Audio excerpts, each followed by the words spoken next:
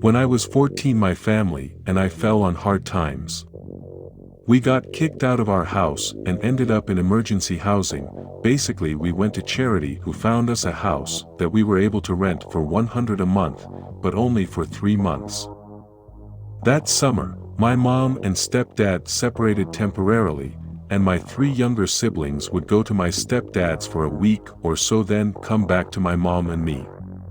This house was fucking creepy. It started off with just that feeling, you know.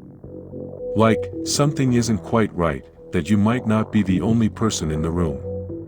In the day, that's all it was, the feeling that something was up. Your instincts pricking at you. I tried to ignore it, but as soon as dusk arrived, shit would start happening. More than once I could hear this static-filled music playing, but I couldn't find the source, it just filled the halls. I heard whispering and went to my 2 sisters' room. In the open closet, a pair of eyes looked at me and disappeared. My brother spent one night in the house and didn't come back. In my room, I could never win. On one wall, a mirror, when I flipped over to face the window. I watched tall shadow figures pace in front of it. In my mother's room, the same shadow figures paced in circles around her room. One night, she and I sat up for 2 hours in her bed watching these shadows. She was strongly religious and didn't know what to make of it. During the time we lived there was a lunar eclipse. I had never seen one before and was very excited for it. When I went out to look, every time this terror took over me and I couldn't stay outside, I couldn't explain it. When the moon was fully cloaked, I went outside, looked up, but my head suddenly snapped down and to my left. I could see 3 tall shadows walking in between the tall pine trees in the yard. Panicked, I ran back inside and into my room, flinging myself under the covers with my eyes shut tightly, but listened to the pacing outside my bedroom window.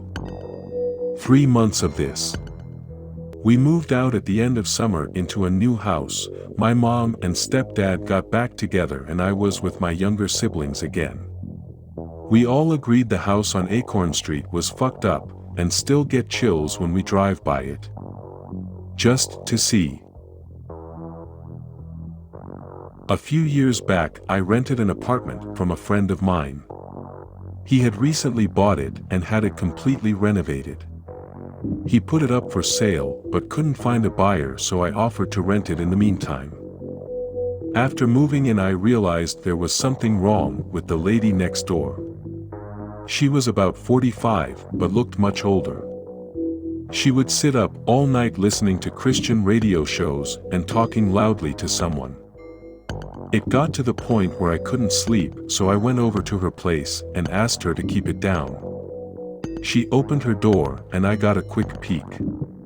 Her walks all had crosses painted on them in different colors. And words like Jesus and angels scribbled everywhere. The windows were painted black, letting no light in at all. It was damp, yellow-stained 50-year-old carpets, dog shit and cockroaches everywhere. No dog though. I asked her to please keep it down. She just looked at me and shut the door. Then, she turned up the radio even louder. The next night, I had my GF staying over. I wake up in the middle of the night and see a shadow of a person next to the bed looking at us sleeping. I think I'm hallucinating, as I usually do in the dark when I'm sleepy. But then the shadow starts talking. It's my neighbor and she's holding something in her hand. She broke in during the night and who knows how long she stood there. You should lock your door at night, she says, and walks out. The next morning, I hear someone making strange noises below my bedroom window. It's my neighbor talking to herself in tongue. She has a plastic bag in her hand with her rotting dead dog inside.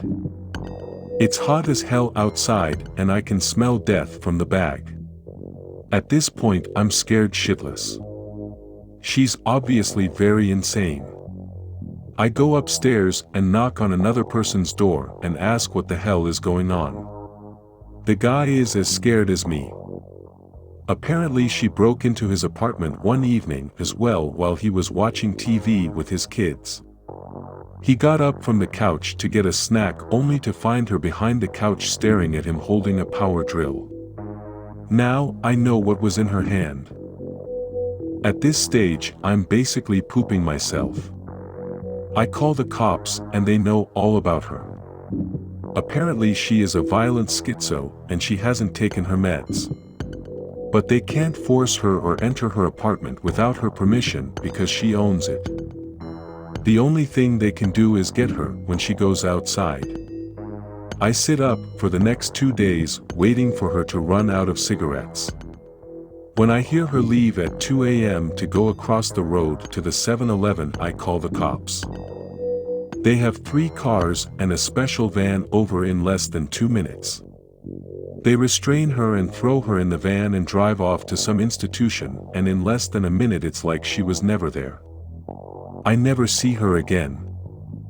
Still have nightmares about her looking at me in my sleep.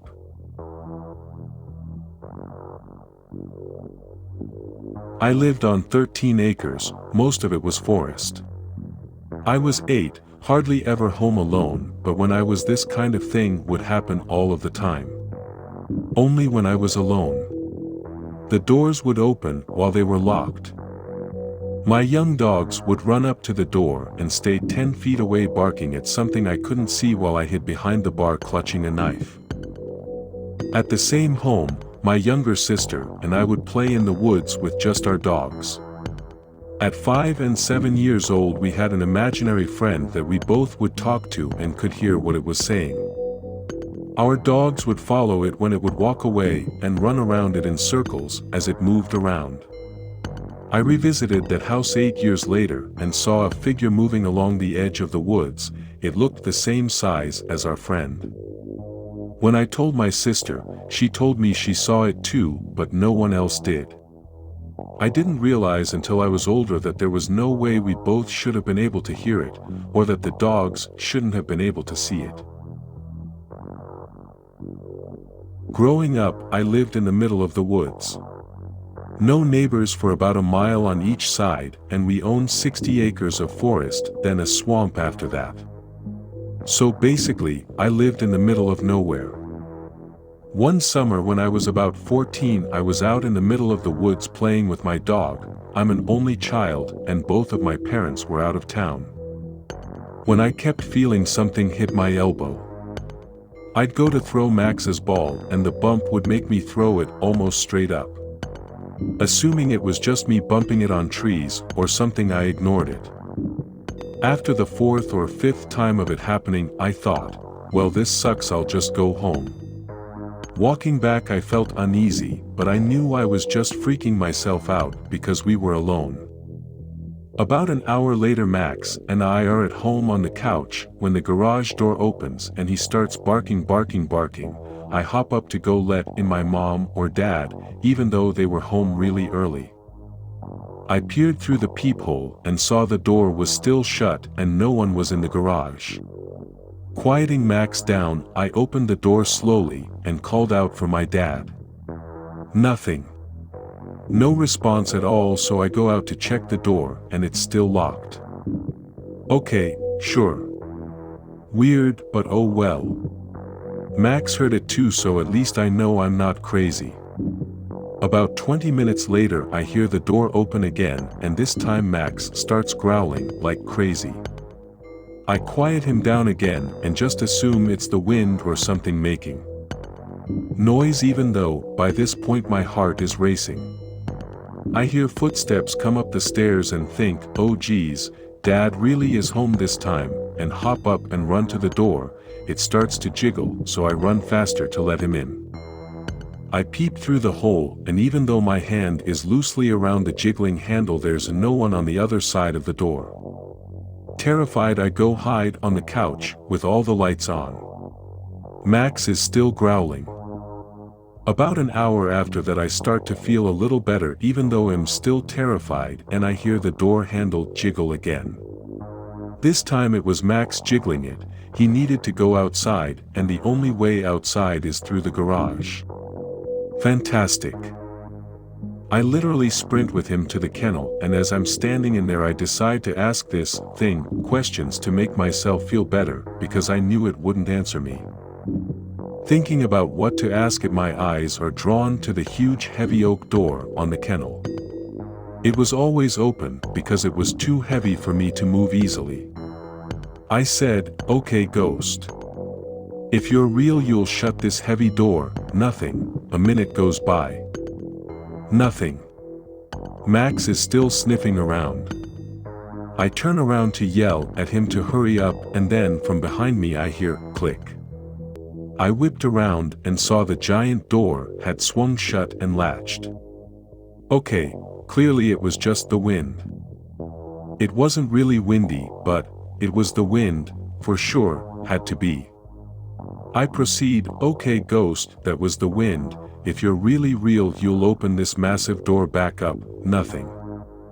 I relax a bit and then squat down with my head in on my knees reminiscing about how lame I just was being scared when I hear click-clack. The door was now wide open. Max was done so we booked it back into the house locking every door in the house.